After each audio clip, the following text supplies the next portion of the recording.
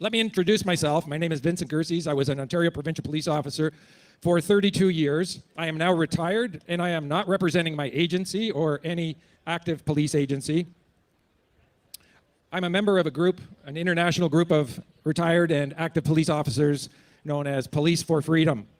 And Police for Freedom started in Spain and worked its way around the world. And there are many, many, many police officers on board and fully understanding what we are going through, not only in this country, in many other countries.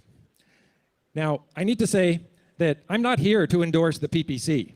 I do not, and Police for Freedom does not endorse any political party. I'm here because I was invited by the PPC to come here and speak. If the Liberal Party or the Conservative Party or any other party invited me to speak, I would speak there as well. And I would say the same thing to them that I'm going to say to you. And that is that there are numerous police officers over the last few weeks who have come on board on side with understanding, recognizing the coercion that is taking place, the criminal offenses against the citizens that are taking place, the violation of the rights against the citizens of this country. And the group was in the dozens, turned into hundreds, and is now in the thousands in Ontario. We have fire services on board, we have hospitals on board, hospital workers on board, and we have many EMS workers on board. The number of those people far outweighs the number of police officers, so do the math and figure out how many people are coming on board with this messaging. Back in the Second World War, the Soviet Union and the Nazi parties, they were very effective at conditioning their population with what was known as propaganda. And they had, on the Nazi side, they had what was known as the Ministry of Truth, and on the Soviet side, they had Pravda.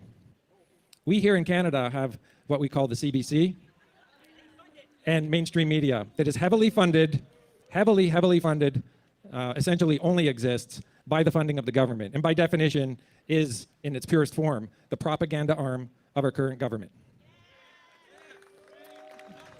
This group, Police for Freedom, clearly identifies the extent of propaganda being used against populations.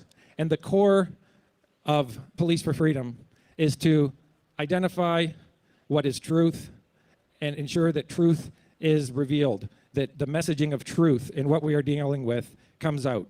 There are two sides to every story, and we are only hearing one side. The propagandists ensure that you will only hear one side. We will never hear the other side of the story, the other effective side of the story. And I believe most of the people here understand that. So you are aware, the groups and members joining up with Police for Freedom intend to very closely monitor the activities of our officials, to hold them accountable, because we really have a lack of accountability in our government, to observe what is happening, the statements that are being made, the level of coercion that is being used against your population, and then to take action, to take effective action to push back against that.